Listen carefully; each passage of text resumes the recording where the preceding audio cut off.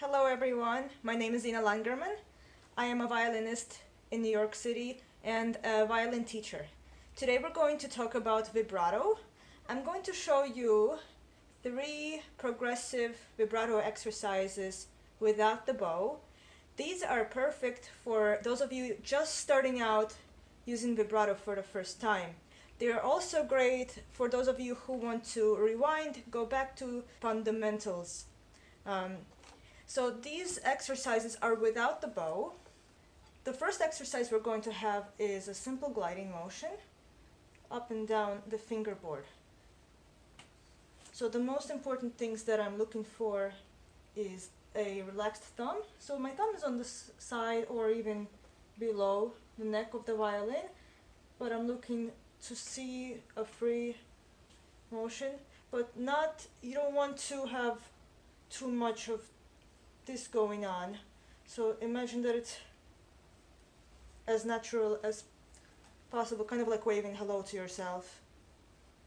Then I'm going to try the same thing, putting just one finger on top of a string, like A string. Let's use A string. And then switch fingers, third and fourth. Okay, so that's the first exercise. Moving ahead, the next one we're going to do, we're going to put the thumb more under the neck, close to around the place where the neck finishes and the body of the violin starts, right around here. And we're going to place our fingers on the rib of the violin. Now before we start, I want to check that all my fingers are curved. Okay. And we're going to do what I call a rubber band snap. Imagine you're pulling a rubber band and you let it go and it snaps back. So what I'm going to do is I'm going to pull my hand back, and as I'm doing that, now that my fingertips are going to remain on the violin, but notice how my finger joint, the one that's closest to the nail, it straightens out as I move my arm back. So that's me stretching the rubber band. And then we do a snap motion that goes back to the way we started. So we're going to pull back and snap. So we'll do, now let's try this in rhythm. 1, 2, 3, 4. Okay, something like this. And now we can try it the same thing, one finger at a time. 1, 2, 3, 4. Let me turn around so you can see my second finger. So notice how the first finger joint flattens and then rounds up again. The third finger and fourth finger.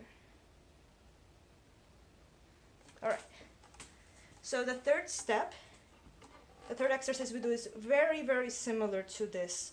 All we're going to do is, we'll leave our thumb exactly where it is, and we're just going to simply put our fingers on the string. So let's use A string, somewhere around 4th position. 3rd position is also fine.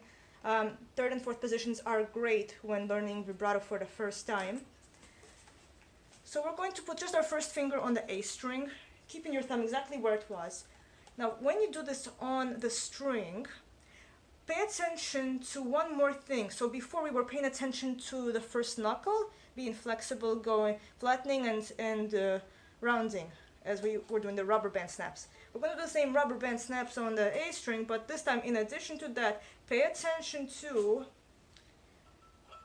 the fact that my first finger no longer makes contact with the fingerboard neck. Normally when we play, when we learn how to play in first position, we were taught that you make contact here with the thumb, over here the base of the first finger, and then the first finger goes down. So you have those 3 contact points. Now to do vibrato, you actually want to get rid of, try to get rid of the contact point here at the base of the first finger. So putting the first finger down, we're going to do the same thing. First we're going to do it slowly. So slowly pull back and snap. Pull back and snap. So let's do it 4 times. 1, 2, 3, 4. And same thing, second finger. Now when we do this on the string also,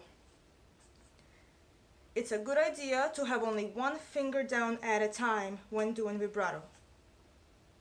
1, 2, 3, 4. Third finger. So second finger goes up. 1, 2, 3, 4.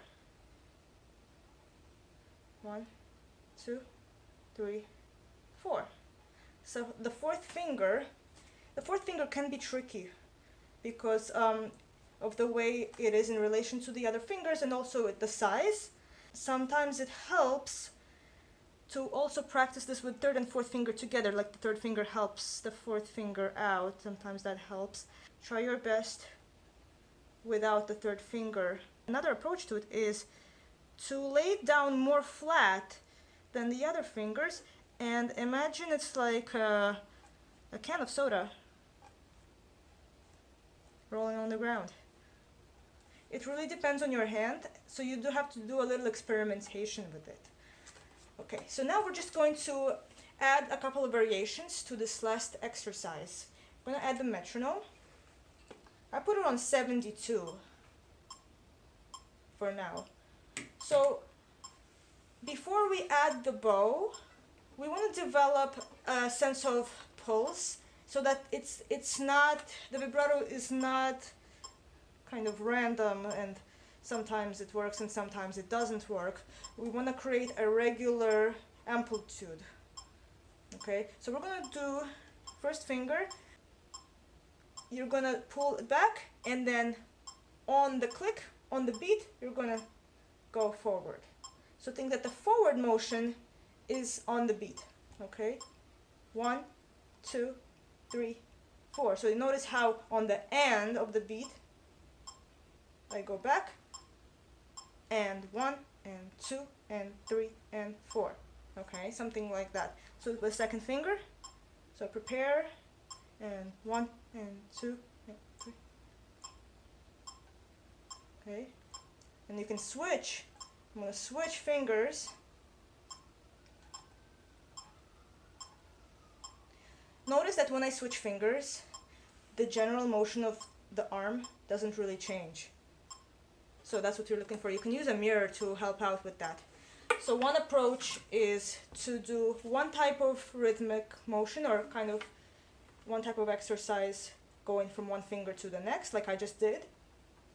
Another approach you can use on a different day when you're practicing this is to, focus on just one finger at a time and do different rhythms with it. So for example, we'll do quarter notes, eighth notes, and then we'll add something else. So for example, quarter notes, 1, 2, 3, 4, 1, 2, 3, 4. And when you're ready, you can go to eighth notes, 1 and 2 and 3 and 4 and then when you're ready, you can try dotted rhythms.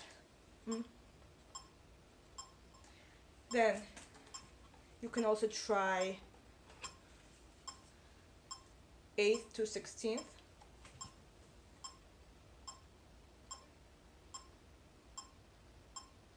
And then you go through all of the rhythms with each finger. These are progressive. I recommend when you're starting out to spend no more than 5 minutes a day on vibrato, and this is something that you want to be patient with. It takes time, and you want to experiment also. So once again, just to review, the two main things you want to pay attention to are the straightening and curving of the first knuckle, and releasing the contact point by the base of the first finger. So remember, you only have 2 contact points here and whatever finger you're playing at that moment. Alright, let me know how this goes. I'm curious to see which exercise is most effective for you.